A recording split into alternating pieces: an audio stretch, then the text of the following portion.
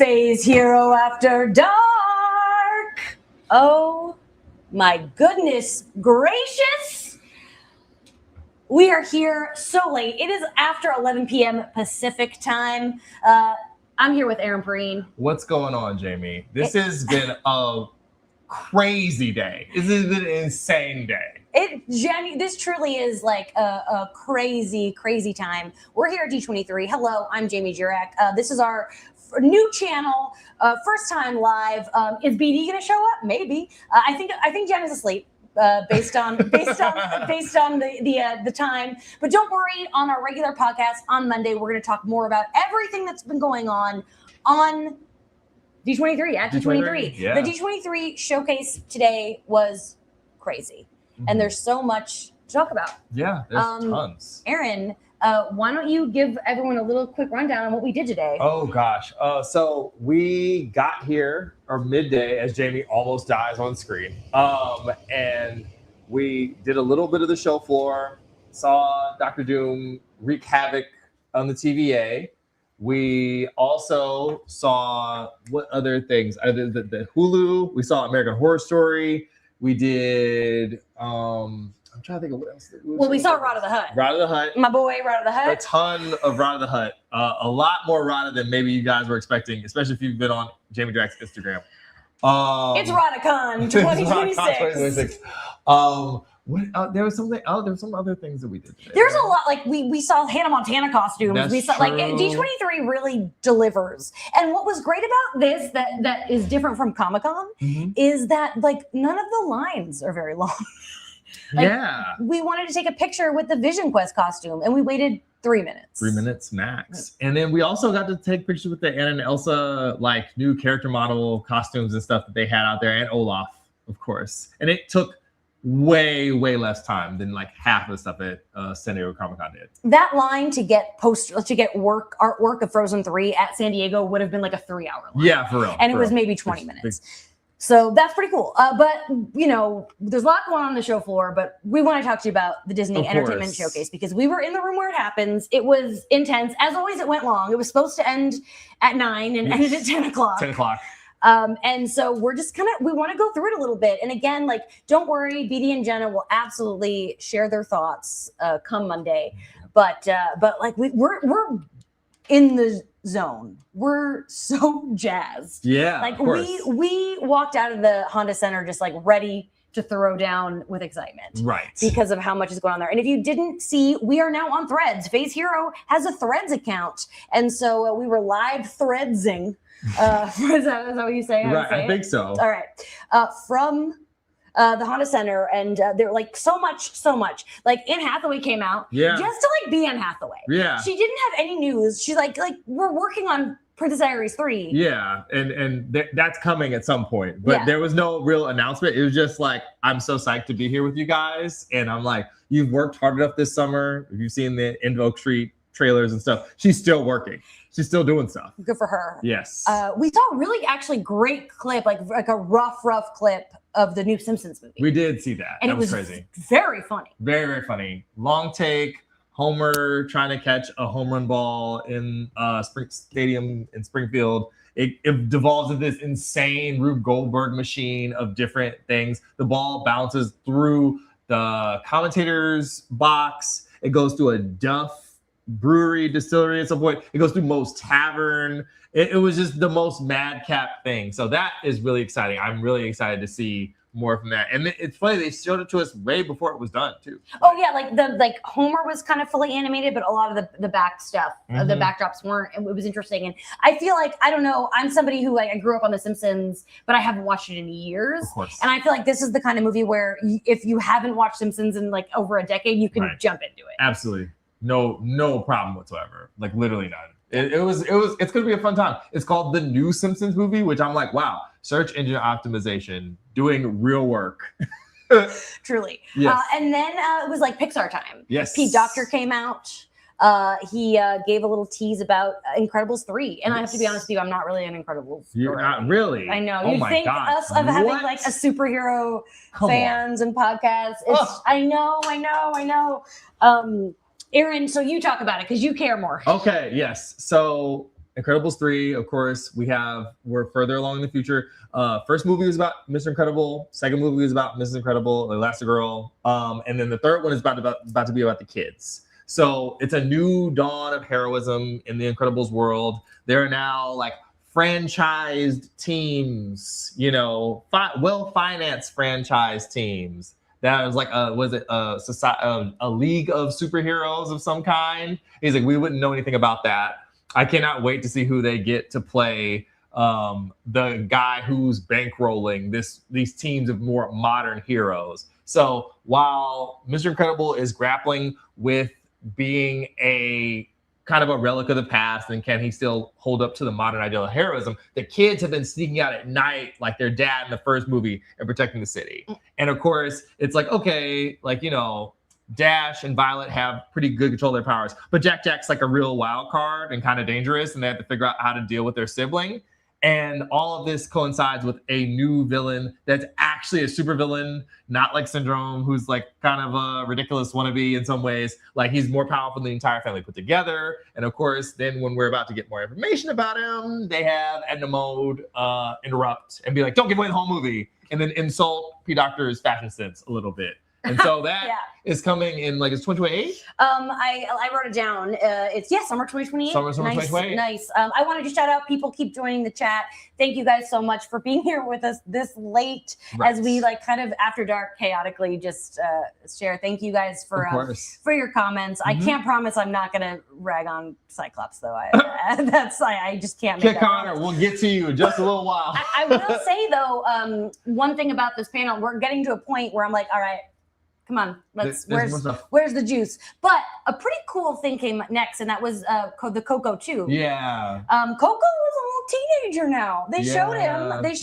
They showed him, and he's all grown up. Well, he's not grown up, but Benjamin Bratt's back, and Benjamin Bratt was having fun. Yeah, he was. He was having a good time. He's really excited to come back, and that's when everything, like this whole panel shifted. Right. Where it was like they were showing Coco like footage, but then you realize it was actually from Kingdom Hearts, which is insane. Coco being in Kingdom Hearts, and everyone freaked out when what are the little creatures from Kingdom Hearts? The Heartless came out of the ground, and everybody's like losing their minds. Cleo Thomas probably fainted. I don't know. God bless you, Cleo. Cleo is hosting the Kingdom Hearts panel, I think tomorrow. I can't imagine what they're going to talk about during the Kingdom Hearts panel. I can't imagine. Well, I can, because what's crazy is the Coco wasn't even the biggest thing. Yeah. They announced a Kingdom Hearts series. Yeah. The crowd went insane. Yeah. Now, I'm not much of a gamer. Yes. But I obviously know Kingdom Hearts. Right. What is it like? What does a series mean, do you think? Oh gosh. I mean, this is something I saw some people online being like, this should have happened a decade ago. And yes, you're right. But at least we're getting it now. It's on Disney Channel and Disney Plus. It's going to be focusing on like, I'm imagining the different worlds, and like more like the main Kingdom Hearts world, but we'll probably get a little taste of other Disney worlds throughout. It's also an anime as well, which Disney Plus has really kind of pushed the boat out on more and more original anime features. So expect gummy ships, expect Keyblade nonsense, expect at least 2 really insanely animated Keyblade fights in whatever amount of episodes we get. I'm sure Cleo and them are going to tell us how many episodes we get and stuff tomorrow. It is hilarious this thing is airing on Disney Channel too. I could have never dreamed. I thought this thing was like, okay, it's going to be Disney Plus. And they were like, no, Disney Channel, the main channel, not even Disney XD, which is crazy. It's going to be so cool to see. I know my nephews are going to hit me up tomorrow and be like, what is the deal? What happened? Because they're just going to wake up to the trailers. They're going to be like, what do you mean there's Kingdom Hearts 4? And Coco's one of the lands that they mentioned first. Like there was a team attack, and Sora had his face painted like the characters. It was really cool. They were grinding on like rails, and like his Keyblade looked like a guitar. It was wild, like big old pop. It was one of the craziest announcements to the point where like we posted about it on the Face Hero threads. Follow us on threads, and people were like, "Is this real?" Like, unfortunately, I don't have the skills to Photoshop something that fast or that fake.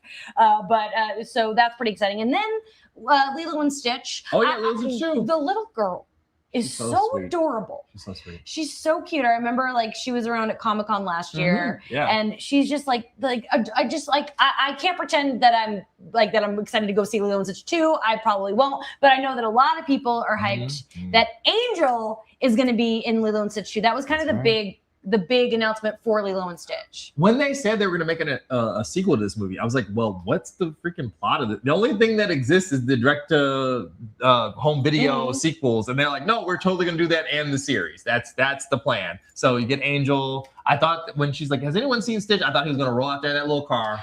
And I was disappointed. I thought a real Stitch was coming out, but it was just a video. And we weren't supposed to take video of the videos. Right. So. Yeah, and they like had our wristbands light up with like him running around the Honda Center, like bouncing around with energy and stuff. It was really cool. It was impressive. That's 28 as well as the summer, I want to say, right? That sounds right. Yeah. I didn't write that one down. Yeah, I think that's when we're getting that. And goodness gracious, if you start saving now, you'll have enough money for all these movies to come out in 2020. Because I am shocked. Get an A-list. Get on A-list. Are you an A-list member, people? No, I know that not everyone lives by an AMC, and that's understandable. This is true. It's crazy. There's so much content, and there was so much that we were expecting. But the next thing that happened, I could never have guessed that this would happen. And Lisa Kudrow and Mira Sorvino came out in character as Romy and Michelle. Insane. Now, let me tell you how much I love Romy and Michelle. Romy and Michelle's High School Reunion is one of my favorite comedies. It's amazing. When I had my 10th high school reunion, which was longer ago than I care to admit, we like a bunch of us had a sleepover at my friend's house who we used to crash at during high school. You know, and on the last day of high school, I made everybody watch Can't Hardly Wait because it's a movie about graduating high school. Yeah, it is. But the night before our high school reunion, I made everybody in a slumber party watch Romy and Michelle's high school reunion. And like they didn't show us any footage. Like they didn't tell us. They kind of alluded to maybe some romance between them. Like that come up between them, if only. Genuinely, it was just the two of them walking on stage and being like, "We're in character," and I was losing my mind. Yeah, it was the first of a couple of times my shoulder was in danger during this presentation, for sure. Yeah, Aaron got smacked a few times. I know that a lot of people and a lot of our listeners are Percy Jackson fans. Yeah, they are. And they really like showed up with Percy Jackson. Yeah. I'm going to admit to you, I have not watched the show at all, but when I was in college, I got down with those books. Yes. I read the first 5 because then there's all the spin-off books, but I read those 5 books more than once. Right. In college. I was so into them. And like this, watching the big trailer on like for season 3, which is Titan's Curse, like on that giant screen, I was like, maybe I should get back into the Percy Jackson world. And like, especially after Odyssey. Yeah. That'll help. Yeah. That's probably going to help next year. Because does it come out next year? Yeah, no, I think November. It's November. Oh, it's this year. I think so. Man, we don't even wait. And you're right. There's Jonathan McIntosh in the comments that Ming is going to be in the season. Well, we know because Ming came out on stage, as did Andra Day, who is Athena. Yes, she's so that was pretty cool to see them, and of course Walker Scobell was also there, of course. And he had like this great entrance. It was pretty cool. It did make me definitely interested. Watching the Odyssey actually unlocked a memory that I was so into Percy Jackson in college that I wanted a Calypso tattoo specifically to honor. But like, it's been so long. That was a long time ago. Like, I just that was a fandom that I was in like forever ago, like more than 15 years ago. Almost, we're pushing 20 years. I have so many questions. Like, where would it have gone? Like, I had a lot more space back then. I had a lot of real estate when I was thinking about getting a Percy Jackson tattoo. This is absolutely true. It was a good trailer. It was very suspenseful. Walker feels older. He feels so much older than like the little kid we met in season 1, which is gonna only help as things go along. It's like, what's the author's name? I want to make sure I get it right. Rick Riordan wanted this to happen the first time around, where the character would have grown alongside the actor as we went through the books. They really screwed up with those movies. A little bit. We're getting it right this time, though. We're doing it good. I worked at a movie theater in college when that came out. Oh, for real? And I remember like bringing the poster home from work and falling asleep on the train and like missing my stop and waking up with like a Percy Jackson poster in my hand, like, where am I? I don't know where I am. Oh my goodness. Shout out again to, as more people join the chat. I see Sam Cooper and I want to shout out. This is so cool. Listening to Phase Hero BC era. First time being able to watch live. That's awesome. So happy that you are here. Again, we want everyone, if you're just joining now, don't worry.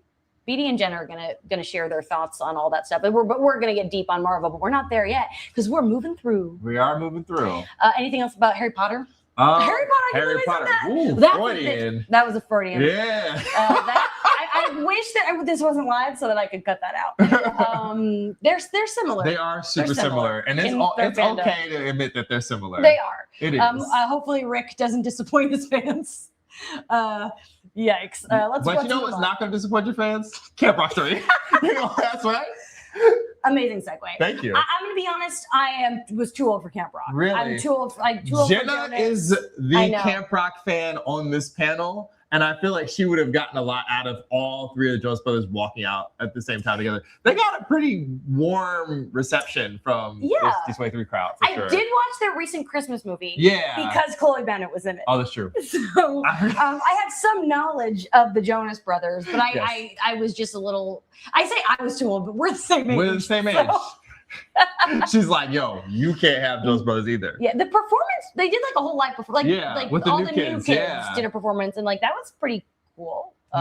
Camp Rock 3 is out on Disney Plus right now, isn't it? I'm pretty sure it's out this week. It came out like last week. I can't pretend to be an expert in the Camp Rock universe. So it's a new chapter, of course, in universe. The Jonas Brothers are grown now. So they need Connect 3 to have an opening act on their current tour. So they go back to where it all started so we can find new talent to be there. And of course, freaking Malachi Barton and a bunch of other young Disney Channel actors are going to be the next generation of Camp Rock stars. And I mean, that kid is in so many things. He is a stone cold lock. You can put it in right now to be one of these live action Disney princes and one of these things down the line. Okay. They're totally going to do that. We got some left. Yeah. Okay. All right. We got a couple left. I want to shout out our friend Mason. Hey, finally catching live to the new channel. Hello. So happy to have you. Got my VisionQuest bracelet on right now.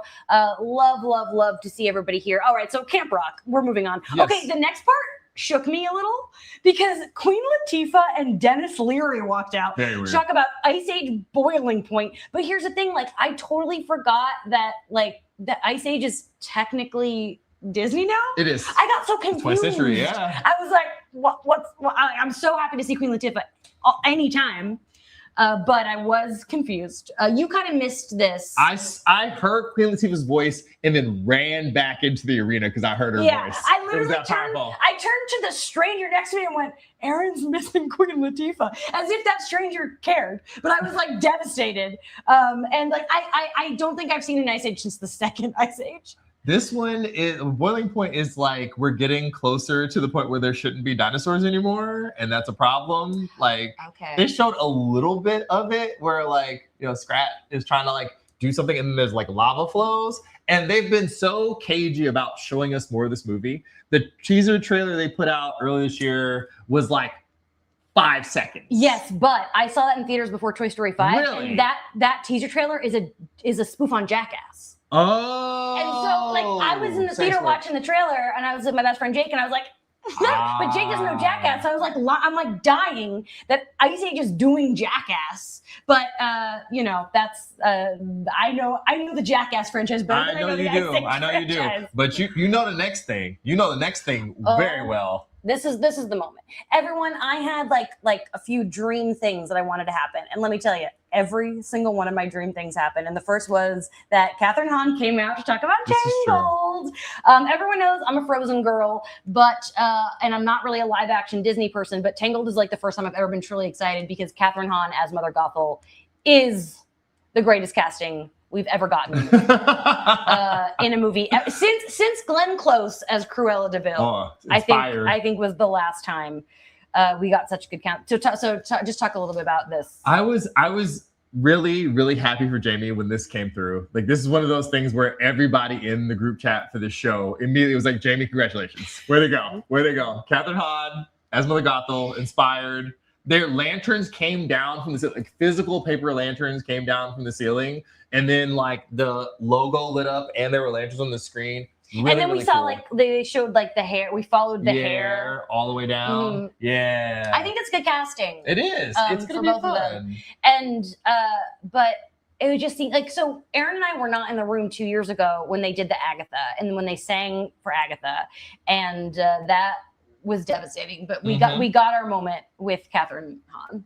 But what was crazy, the next part was so unexpected, which is she's like, so I'm excited to be a part of another project, and I'm going to bring somebody out right now, Jon Favreau. And so we're like, what is this going to be? What is this going to be? Catherine Hahn bringing out Jon Favreau. Right. We assumed it was Marvel. And I think that this was like the craziest announcement, which is that Jon Favreau was making an Oswald. And we got everyone in the convention center got little Oswald cars. Should we do a Should we open this? Should we open it on? Tell us if you want us to do it. Do you want to see Should we open the cards? These Oswald cards that everybody got. They're really special too. They're like very like weird. I think I think that we all get different ones. Yeah. But Oswald's had like a really interesting long history. It's like the OG Disney character, and they lost the rights, and now Disney has the rights back. The chat's saying, "Open the cards." Open the cards. What I think the most interesting thing is, I expected them to say it was a movie. Yes. But it's not. It is a Disney Plus series. It's a 3-part Disney Plus series. 3 parts. That comes out in November. Wasn't it November? I want to say. Like, which is bonkers. You know, I don't know about that date, but maybe. I think they said this is the last time we're gonna get it before the next D23. Okay. So it either comes out like the end of this year or within early next 2 year. years. Yes, for within sure. 2 years. It is every single line that they said ended up feeling more insane than the last. So it was like, first of all, I'm bringing out Jon Favreau, and me and Jamie are like, what? And then he's like, we're doing an Oswald thing. To not be Marvel, to not be Star Wars, to be, and of course he made Lion King. And Jungle Book. Yeah, and freaking Mail Order Girl. It's just bizarre. And then it's like, and it's hand 2D animated. And they brought back a bunch of animators to make it. The OG, some like animators, who probably got fired. I don't know. He didn't specifically say that, but it felt like that. All right, the chat wants us to open this. Open Oswald. All right, I have my little Disney nails, so look at this. You're getting. I might have to use my mouth. Is that okay? That is fine. Wow. That's. All right. Look at that. Okay. All right. So. Wow! Look at him. Look at him. All right. So let's do a little flash here. So that's like classic Oswald. I don't know if you don't know Oswald. That's he's a what lucky he looks rabbit. like. Oh, here he is with it looks like a dinosaur. Yep. And That's that dinosaur looks cute. like it's gonna try to eat him. Ooh, is that maybe a whale? Yes. Like a it was Pinocchio kind of deal. Yeah. Yeah. And then one more. Good catch. He's looking around like, oh. I don't. Looks like a snake. Oh, it's kind of like an Indiana Jones thing going on here. Yeah, he's in like ruins. And then they showed us like a little kind of clip. Yeah, it's 2D cell animation over live action footage, and then weren't they in like Walt's? Yeah, they went into Walt's office. So I when I did the Wish junket a couple years ago, I got to tour Walt's office, which was incredible.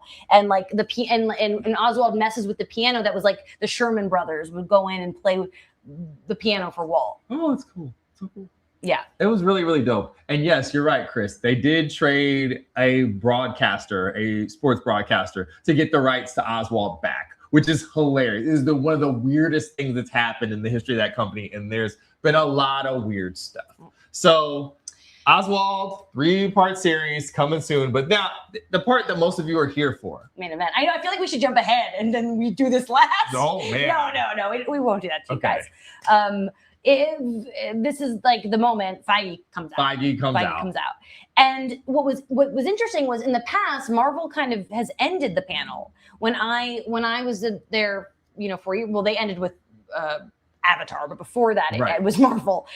And like I was like, what's happening? Are they not doing Frozen? I got really upset because I expected to see some Frozen. But what is this? Frozen is coming. Marvel was next. I'm surprised they did Marvel before Star Wars, because it was just like the Marvel stuff was just, I don't know, more exciting because it was big news. Right. No one had really seen anything from Star Wars Starfighter, but the entire internet had been waiting on this Marvel news for a week and a half, 2 weeks, basically since San Diego Comic-Con. Mm-hmm. So we get out there. Feige's like, hey, what's going on? What do you guys want to talk about? And then he starts off with VisionQuest. Yes, which is what I was waiting for. And as I said last week, all I wanted was to see James Spader. And I genuinely can't believe James Spader came out of Comic-Con. Like that shook me. Jimmy Spades, that's my boy. I love James Spader. Like beyond, I love Ultron so much. Everyone knows that's my Marvel movie. But I just love James Spader. He's one of my favorite actors. Go watch Crash if you want to really mess your brain up. And so that was awesome. But we got to talk about the trailer. Yeah. So the other 2 members of our panel, like of course, Jenna and Brandon, have seen this like footage or seen some footage from New York Comic-Con last year. Yeah, a long time ago. And we have never seen it. Like we've heard descriptions or people alluding to what happens. We never got to see it. It is stranger than you think it's going to be. and that is very, very welcome. Did it drop online yet? All right, let me see. Hold on. Okay. Has it dropped online? If any of you guys have seen it, have you seen the footage yet? Because by the way, I know some people were taking footage in that auditorium. Not us. Not us. We follow the rules. But some people were like, "Yo, I'm gonna let that footage fly." Okay, looks like it was released. Okay, so yeah, we can talk about it.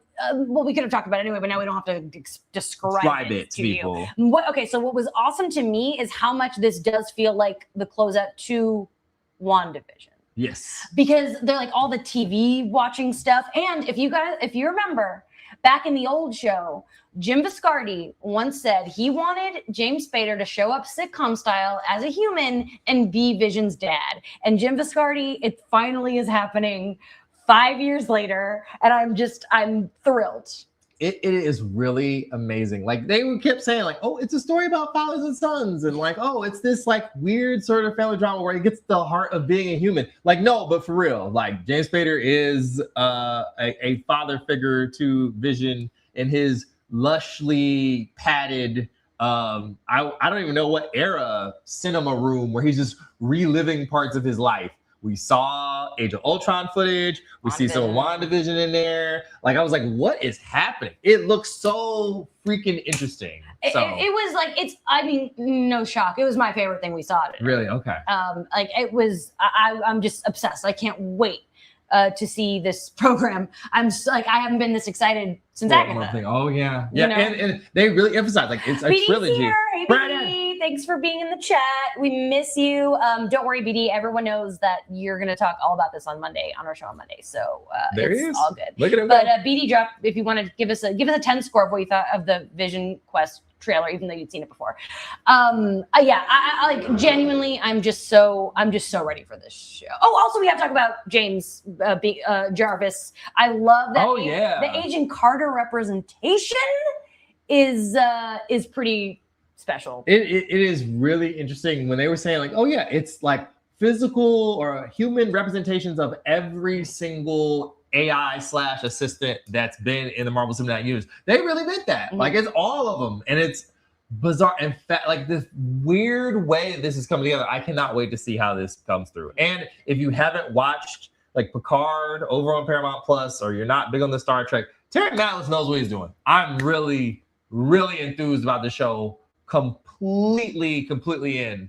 And I mean, it might end up being like our swan song besides Daredevil to like the old era of how the show used to function as far as Marvel television. So I'm gonna live it up. I'm ready. BD says infinity out of 10. Infinity out of 10. I think that's a great. That's a real number.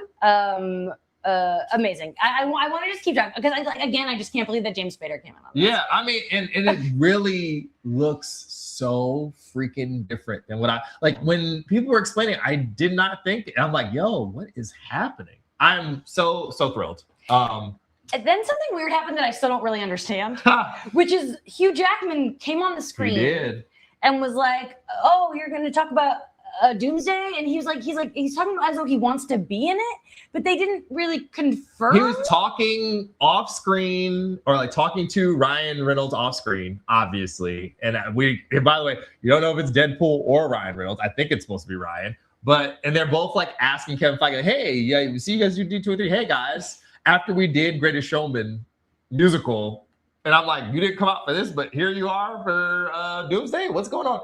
And he just asked to be in the movie, and we not. Yeah, Feige wasn't like, you're in it, as John's saying in the comments, like Secret Wars, sure, but it was just odd. It was one of two really odd moments that made it hard to like share the news of the panel, because I was like ready. I was typing Hugh Jackman in the movie confirmed, and I was like, wait, but they didn't confirm it. So that was odd. But I feel obviously they're coming back. They're going to show up at some point. I think we're building to a stupid pop during that movie in December for sure. Like if they show up in the third act out of nowhere and it's like, haha, plot contrivance. Everybody in the theater is going to go nuts anyway. It's funny that you don't have to do anything, but you really don't. Yeah. It's like they're teasing it. I think they're promising it. Yeah. I think that it would be crazy for them not to be in, just from the way they're showing up at cons is odd. And I'm here for it. Yeah. I obviously want to see more of them. Yeah. And then we got 3 Three icons came out: Robert Downey Jr., Chris Evans, and Haley Atwell. This is so interesting to me. Haley Atwell has been in so much of this featured, more than you would expect.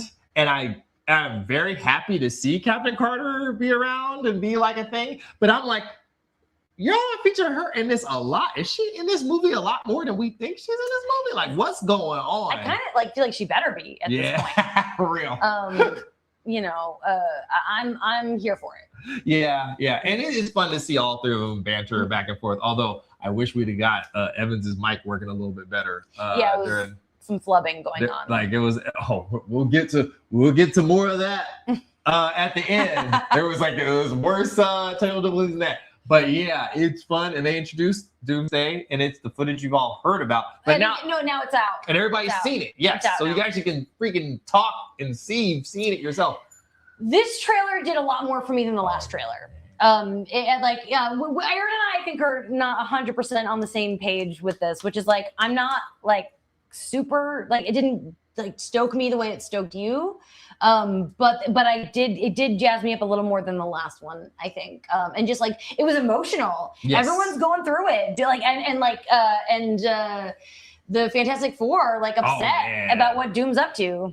It is jarring after how there are some very harrowing moments of Fantastic Four: The First Steps. It's not like it's always good fun times with the Fantastic Four family, but I markedly more emotional, markedly more upset than we were in that other parallel Earth where, Pedro's ready to grab Robert Downey Jr. by the cloak and be like, what the heck did you do? Vanessa Kirby crying real tears over how things have shaken out. I can't imagine. Oh, is it Johnny like holding Franklin in a bunch of light in one of the parts? Yeah. So if you love the Fantastic Four like a lot of us have, or have been in Stockholm syndrome with the Fantastic Four like we have on this very show, you're in for a rough time. I think the parts of the movie are gonna break our hearts. I'm liking to see a lot of people in the comments are saying you love the trailer. I like to hear that. Oh yeah. I want to be. I'm like, me, I'm trying to be positive. Yes. So I like to see the positivity. But I feel like the big moment was the next moment of the panel, and it's like weird. It felt like it should have ended the panel,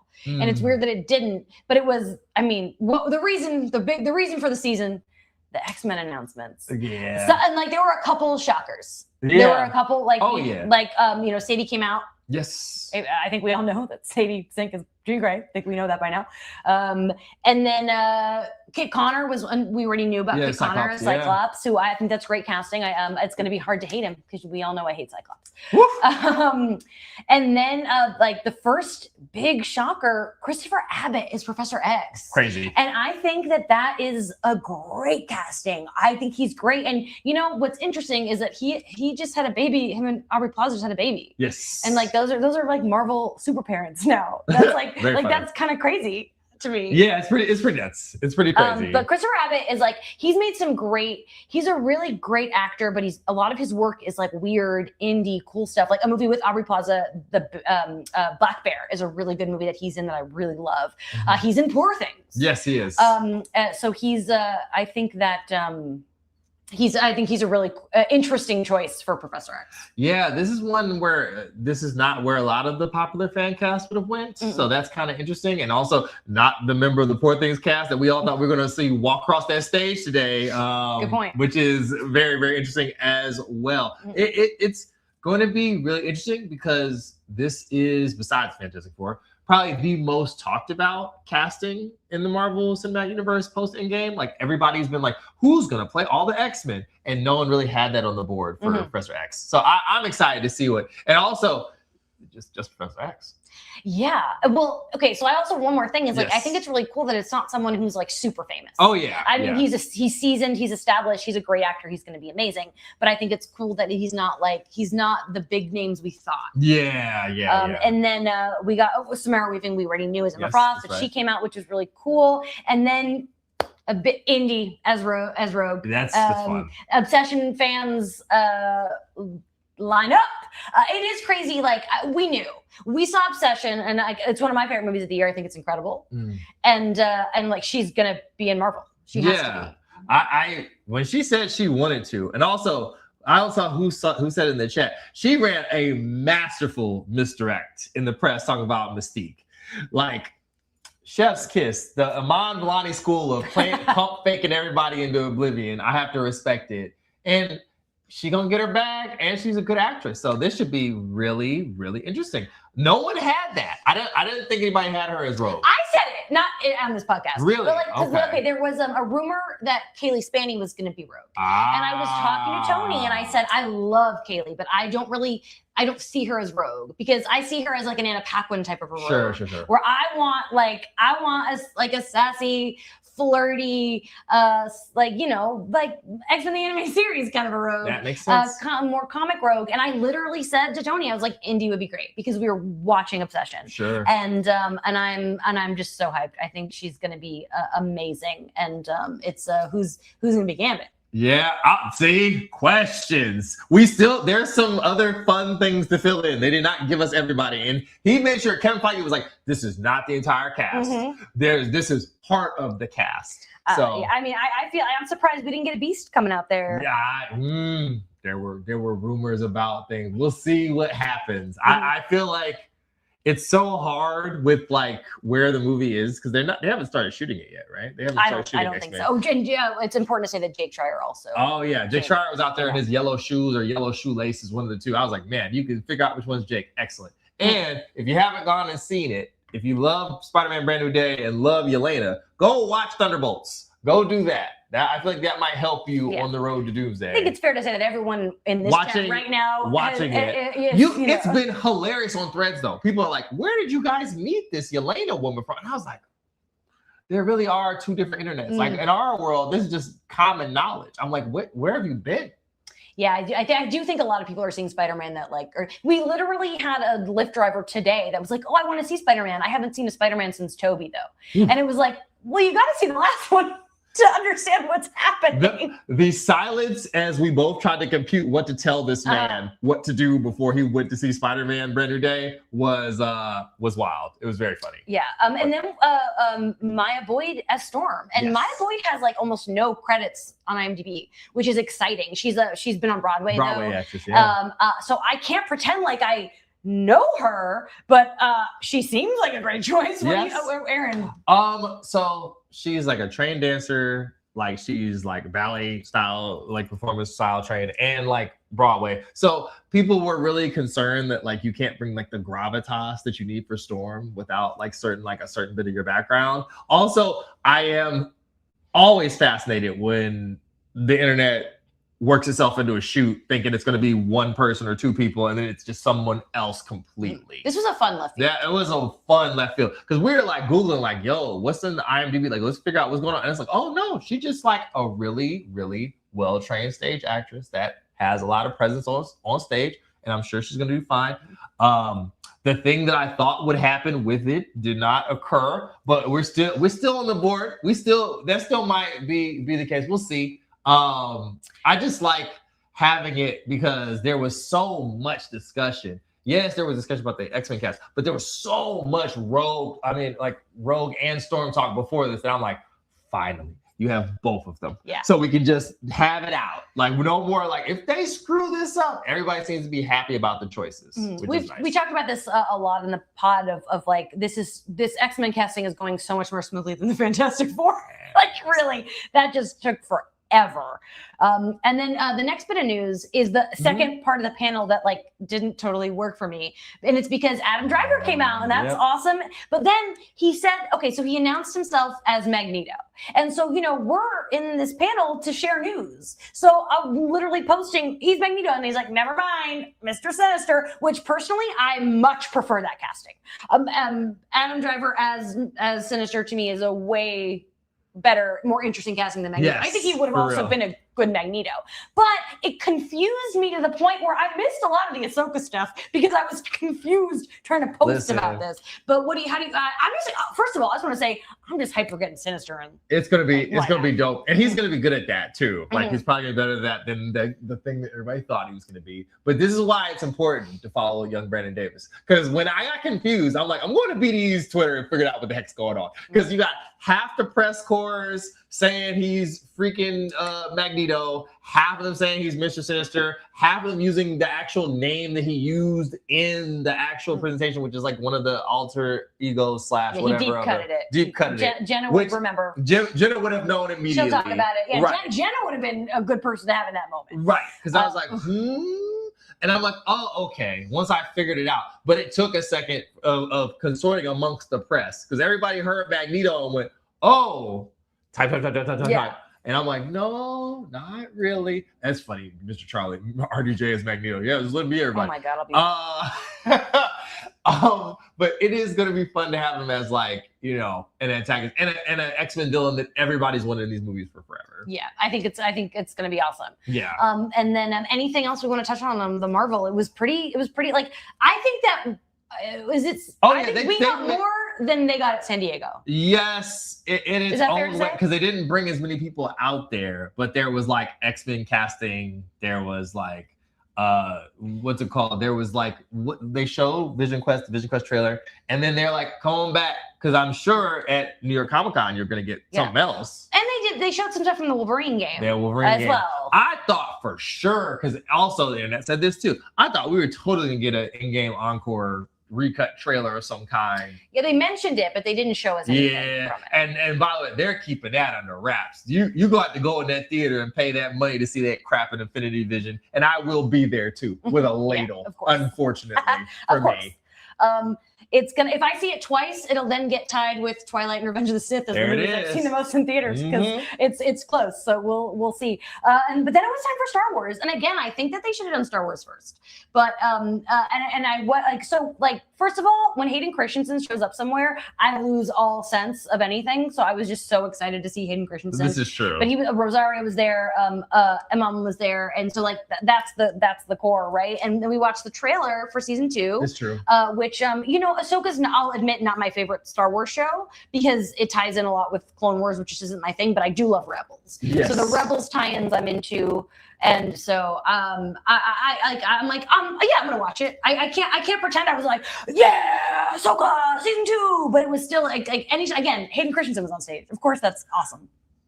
That's my household's basic thing is like, is Anakin there? And so we're excited. Yeah. And also Ezra's like back with a lot of like the friends and family trying to like rectify stuff. My man was in Spider-Man for 5 seconds. It's going to be awesome to see him actually get to do something.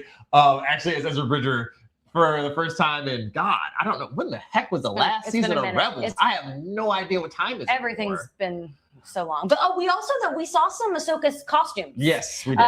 And they're like, I really liked Sabine had a cool costume, and then we also saw I think a Padawan Ahsoka costume. So I feel like we're gonna get more Ariana Greenblatt maybe. Yeah, I think that's true. So that's cool. Again, it was just exciting. The poster for Ahsoka season 2 is really, really good too. It is like, hold on, I reposted this thing. I'm like, Ariel's gonna want that was like, I was like, this is the Ariel Tucker section of the presentation because it's all real dope. Yeah, like that business right there. If it was the mid 2000s, that is wall scroll time, friends. Yeah. Wait. And then what's so funny is that like it's not a con anymore if Ryan Gosling doesn't come out. You are so funny. Because like I was talking about that when I was at Star Wars Celebration last year in Japan. He was the big announcement. Yes. He was the big announcement at San Diego Comic-Con, and they roll him out at D23 with Sean Levy. But what was really cute was they played a bunch of clips from his time on the Mickey Mouse Club, which is of course how he got his start. And then he came out in a Mickey Mouse Club jacket. And then they showed a little bit of Starfighter, which I'm pretty hyped about it. A Star Wars movie on the big screen. I know we just got one with The Mandalorian, and I say this as someone wearing a Rod of the Hutt shirt, but that wasn't my favorite, even though I'm obsessed with Rod of the Hutt and I love him deeply, deeply. I don't love the movie deeply, He's not like his father. Yeah, he's his own man. He's not his movie, That's just the way it goes. But I posted this from the Phase Hero Threads account, and I'm curious if anyone agrees with me. He was giving Han Solo energy. A little bit, yeah. What do you got? I don't know what you guys think, but He's definitely got a little bit more Riz on him than we thought he was going to have at the beginning. Yeah, when you're like a star, like I was picturing kind of more of like Luke when he's, you know, in his like rebel, like you know, fighter outfits. Wow, I lost all the words there. You'd think that I'd have them in my mouth. It works. That's the pressure he was putting out. I don't know why I was imagining like more of a Luke character when I think he's going to be a little more of a Han character. Yeah. And he's you know what though, Aaron? What? I think Ryan Gosling, he's going to be his own man. Oh, you are so silly, Jamie Drack. So reading from our friend Brandon Davis, who had the Starfighter stuff all written up for us, he basically says that like the kid that he's supposed to be guarding, because I mean, if it's not a Star Wars thing, if there's not a person taking care of a small child anymore, that's just how this franchise works now. Tries to like uncover like an Imperial starfighter that he has. It's like the fastest in the galaxy that isn't supposed to exist. And he's like, I've never heard of it. And he's like, there's a reason for that. Ugh. And then there's them piloting some sort of like raft, like watercraft with these wild, all I can say is like inverted waterfalls pulling water into the air. They're like avoiding them. He's on a speeder bike. It's all this like weird, like light, like freaking blaster battles trying to take off with the ship. And then we get maybe, I want to say like maybe 8-9 seconds of him actually piloting the starfighter. And it looks like it's shot like freaking Top Gun Maverick almost, where there's obviously been some sort of rig to attach the camera to the outside as he's like flying around shooting at something. And I was like, Sean Levy, let's go, baby. I'm in. I was already in, but I'm totally in here now. Pratimer in the comments is asking, is it true that some of the footage was reminiscent of Top Gun? I didn't think that, but now that you say it, like maybe a little bit. I mean, there's definitely some, like, I love Joseph Kosinski. First of all, I'm like a Tron Legacy truther. So like, I've been riding the wave. I can't wait to see what he does on boats in like 2 years. But they have the similar sort of like rigging a very, very, I'm sure, expensive A camera to the outside of this thing so that when the star battles are going on, you can see him piloting it, but also the chaotic action unfolding around him. And they made the very wise decision, in my view, not to give you too much of it so that you could be more enticed. Because is it Star Wars Celebration? When is it? In April. In so April. This movie comes out on the 50th anniversary of Star Wars. It's May 28th, 2027. Yes. And that's in April 2027 is Star Wars Celebration. It's going to be in LA. I've already got tickets. I'm really hyped for it. And it's like, I'm next year, like the way that when the year that Obi-Wan came out, I was like way back in my prequel era. It was like I was 15 again and just living my best life. And I feel like that's going to happen. I'm so ready for the 50th anniversary of Star Wars. Yeah. I'm gonna just be losing my mind. I hope we see more Radas everywhere.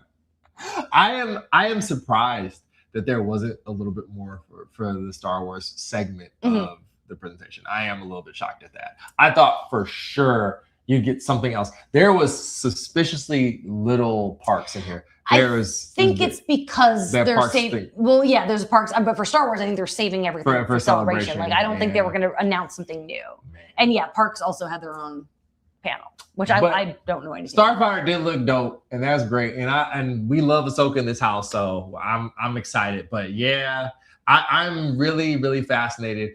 We're gonna get a lot of Ryan Gosling. We're gonna talk about a lot of Ryan Gosling on this show for the next 2 years. Like he's kind of like in his pager era. Yeah, like, for real. He's about to be hip. Variety, steal the idea. Have them interview each other and be like, "Yo, you guys are in everything together. Just talk at each other." So yeah, that's the Star Wars. That was Star Wars, and then it was on to like Disney animation, which was an interesting choice to end on. But I understand why they wanted to end on Frozen. But they announced their new announcement was the movie called Clay, which is coming out in 2028 and stars Kieran Culkin. One of the most left field things that happened to us while we were sitting there. I was like, really? Excuse me? Like and like some very light details about the story. Like I guess it's like mostly mentor figures and like protagonists that we can identify with. But what if like your mentor sucked? Like was like the premise they gave us, and I was like, okay, sure. And Kieran Culkin, sounds great. I wish he had come out. Yeah, but a little bit. you know, that's okay, because then we got some really cool people came on stage. We got no Kate Bishop news, sadly, but we still got some Haley. Yeah. She came out to talk about Hexed, and she just seemed so jazzed about it. Walton Goggins came out. He plays a three-eyed cat in this movie. They showed us footage of it, and I think it looks really cute. Like, Aaron and I are talking about, we're in our witch era. Like, This Practical is Magic true. 2's coming out. There's so much good witch content. Yeah, it's gonna be so fun to see this movie, and then who they brought out to be like the antagonist. I could never have dreamed. It was so weird. If you had told me yesterday Jodie Foster was going to be coming, and it makes sense because she has a huge history with Disney. When she was a kid, she made a lot of Disney movies. They talked a little bit about it when she was on stage, but it was still kind of shocking that Jodie Foster walked out. Like, wild. Yeah, and like the animation looks good. It's an interesting story. As always, people say that they want, you know, unique, original sort of movies. Hexed is that. And it's like, it was just one of like probably 3 or 4 things that Pixar showed off that were like original in some way. The next one was the one where everybody in the room and people online, of course, through Game of Telephone really got excited. I totally skipped that they announced Zootopia 3. They did. Yeah. Totally did that too. Like, and we knew that was coming from the end of the last one and the fact that it made all that money. The second you make all that money, it's like, okay, we're gonna see. And Key and Jennifer were like the hosts of the whole panel. So like for them to come out and be like, and we're making a third one. And I gotta be honest, I didn't see the second one. Oh, you see Zootopia 2? No, because I have to rewatch the first one because I haven't seen it since it came out and I don't remember it. So I just haven't gotten to it. Oh my God. I know, I'll watch it. I'm not anti-Zootopia. It's all right. I feel like the rest of the world watched Zootopia 2 enough for you. Like, we all watch it. Yeah, it's on Disney Plus. I'll watch it. I'll watch it. Again, I'm not like, it's not like Avatar where I don't want to watch it. I just haven't. I want to rewatch the first one. I'm an Avatar hater, and I'm not afraid to say it. No one's here to stop me. There's nobody to rein me in tonight. I love the first Zootopia, and the second one was very, very fun. I really had a good time, and like the messaging and stuff is really interesting of the second one. And now that we're doing birds, I'm all the way in. We're just gonna keep exploring biomes and different creatures. We did reptiles last time, birds this time. Let's go. We didn't talk. Speaking of birds and like we didn't talk about in the Pixar segment that we saw some of Gatto, the Italian cat movie. Like as someone who has Italian cats. I just gave my cats Italian names. She means that very literally. Yeah, literally. That looks cute. But it's time for the grand finale. And like, I thought the grand finale would be Marvel. Yes. But it was, what did I say? Jenna asked the question on Monday, what are you most looking forward to that's not Marvel? And what did I say? Frozen 3. Frozen 3. I said Frozen 3. I'm not ashamed to say, look, I mean, these are on the ears that I've got. I got these in Japan. And let me just tell you, I'm thrilled. So first, Kristen Bell and Idina Menzel came out and sang, but there was a malfunction. Yeah. So as they were playing like whatever intro music, once again, wristbands were lighting up, like, oh, it's like this Aurora Borealis thing. That's a key part of the story, I guess, for this one. And then the music stops and then replays. And then, of course, because I'm a jerk, I'm just like, let's do it again. Let's do it again. And they run it back. And then, of course, our Anna and Elsa come out. And they're supposed to be like, they were supposed to be like singing it, I guess. They were supposed to be singing along with something. It's like a brand new song. We've never heard this song Frozen 3 before. And they start trying to sing it, and apparently the monitors in their ears don't work or whatever. And then it was Kristen Bell's like, you can just count me in, and I'll just do this live. It's fine. And it worked out. And it worked out. It sounded great. And it wasn't the only song we got. Yeah, it was not the only song we got. Josh Gad. And he like apparently Olaf has a love interest. But what's interesting is like, so they're showing like a girl snow woman. Yes. But he's calling her Samantha. But Samantha is the name that he gives the wind in the second movie. So I'm just curious what that's about. We're getting a new Samantha, or maybe he asks Elsa to turn the wind Samantha into a snow woman. Maybe that's what happens. Yeah, I think that's probably where we're at, something like that. That's actually really, really inspired. But also, I think about Frozen a lot. So. Anything to get this 70s light FM ballad that they had Josh come out there with his brand new mustache and perform. I'm about it. Go on our threads because we posted the full songs that they sang. I think we were allowed to do that. Like we couldn't post the footage, but I'm pretty sure posting the songs was totally fine. So unless somebody makes us take it down, go right now. You can watch. I recorded the full songs. And I'm just thrilled. Yeah, it sounds so cool. But then they showed us some footage, which I don't think they put out. Yeah, I don't. It's out there. Yeah, Anna and Kristoff got married, and it's right. It's like during or after their wedding because they're still in their wedding clothes. Like something happens and they like go into this like kind of ice area. Yeah. With Elsa. Elsa's got a nice pink dress on. She's still dressed for the wedding too, I think. Yeah. No, they're all definitely clearly dressed for the wedding. But then this like lady villain who we don't even see her face comes out. And I'm like, but they wouldn't tell us who or like who's playing her. And I don't know. Yeah. I thought they were going to bring out somebody crazy.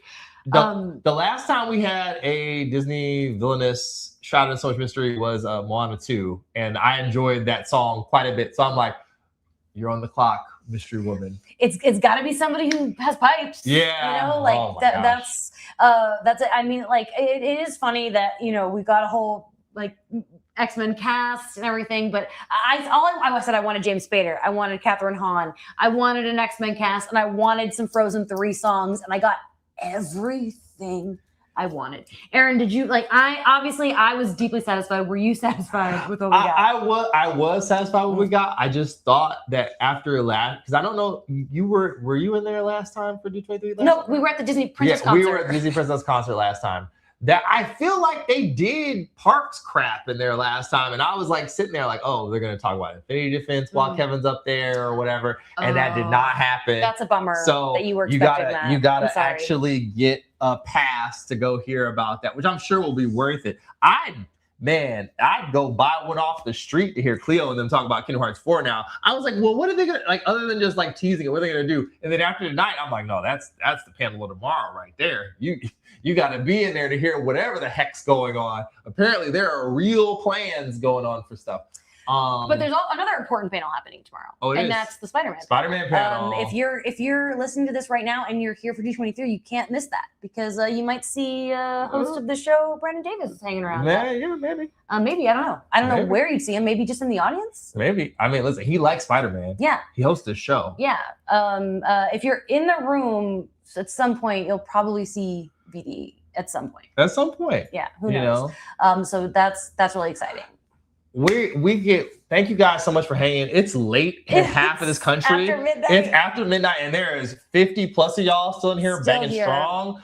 If you got any questions about anything, I am happy to sit here for a second and answer. And Jamie is too, to like talk about this stuff, because I saw some people got here just now. Welcome. What do you guys go to bed? You go to bed. Have to eat dinner. I've got Robert Downey Jr. approved coffee beverage to drink. They gave us these Doom D23 cold brews. I won't be drinking this. I'm going to save it. And I'm certainly not drinking a cold brew at midnight. But if you, maybe Aaron will. I thought about it for a second. It says stay caffeinated and obey. Yeah, that's not for me. I'm a tea girl. You're a tea. That's true. She is not big on the coffee. Yeah. And please don't drink that right now. Well, since you asked so nicely, I probably won't. But yeah. I saw some people in the chat earlier kind of debating, like, was this better than San Diego Comic-Con? And like, for me, we weren't in the room for San Diego Comic-Con. So I'm like, yeah, this was better because we were there. Hilarious. And it was great. But I do think arguably more was revealed. Yeah, for sure. I mean, full X-Men cast. Although I would say it would have been sick to be in there when they were like, we're going to make the back of Hall H the front. I know that Brandon and some of the other friends we have who are content creators were like freaking out because you have your shots all set up to try and get what you can, and then they open up the back and there's 3 more freaking stages, would probably trigger some anxiety. But for me, I'm like, I was there when they said who New Storm was in freaking Frozen 3, and then you just give me one other thing. Oh, and seeing Starfighter, and I'm like, close up shop, and I finally got to see VisionQuest after it feels like 2 years, so what did they play any music for X-Men? recall. It was very low key. It was very low key. If they did, I didn't even clock it, and I feel like I would have noticed. Yeah. They did. There wasn't like the theme. There wasn't the 97 theme. It wasn't any of that. Thank you for your question. What's going on? Thank you. And then let's see, what do we got here? Did the Doomsday footage make you feel better about Doom being a good villain? You answer first.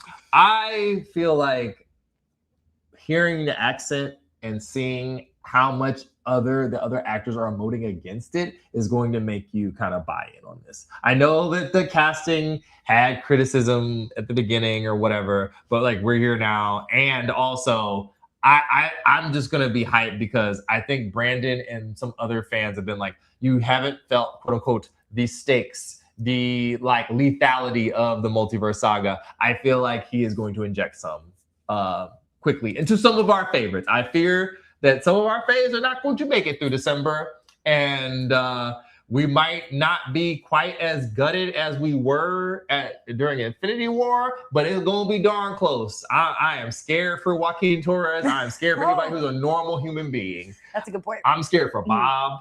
I never thought I'd say that, by the way. 2 years ago, I think Bob's fine. Bob's pretty powerful. Are you sure? Yeah, he's fine. He's not wrapped so tight, man. I don't know. My thing is, like, I think Doom's going to be great. I think RDJ is going to be great. I stand by my original feeling, which is I don't love the choice to cast him in this role.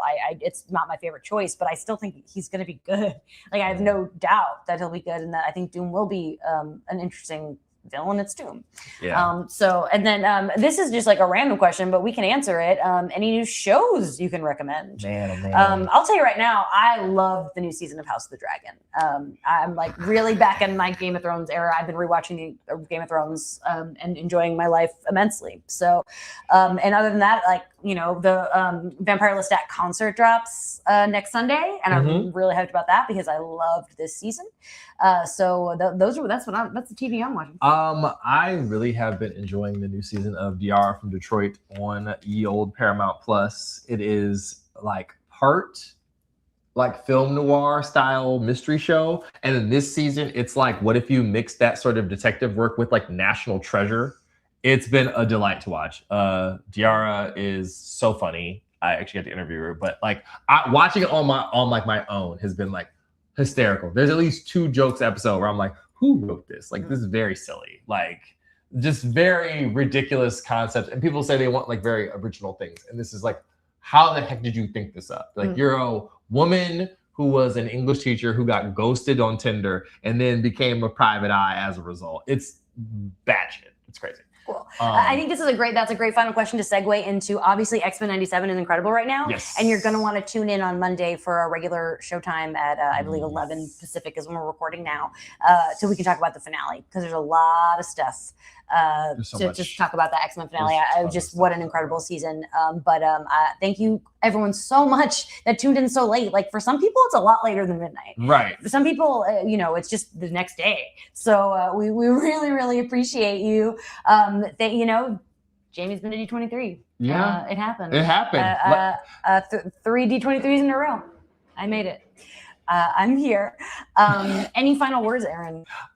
Thank you all for rocking with us. Thank you guys for following everybody's updates that you followed. Jamie did an amazing job on the Phase Hero threads today, trying to keep everybody abreast of what's going on. It's so chaotic in that room. So much stuff happens so fast, and trying to capture stuff and then be mindful of, hey, you're not supposed to take a video of this. Hey, you got to take a solid photo of this. Hey, the Wi-Fi is fighting us at every single turn to get the stuff out. BD really is the king of it. Yeah, he really is. So thank you guys for watching. Subscribe. Tell your friends. Be here on Monday for the show. And go check out Jenna's channel. Go read some comics, because it's the Lanterns era. And we didn't even mention that. Yeah, we got Lanterns to talk about on Monday too. Oh yeah. Oh my goodness, I put it in my Bird app, so I know I'm going to watch it on Sunday. So I'm excited. I'm Laura Linney. That's all I needed to hear. That's true. Thank you, everyone, again for tuning in. This was fun. Like, Aaron and I really we hustled to get here. So we appreciate everyone who tuned in, and we're excited to have you back on Monday. You know the drill. Play this show for your dad. Play this show for your cat. I'm going slow because it's also my job to press the buttons. Yeah, we've been. And I'm going to press the buttons. Goodbye again. Goodbye.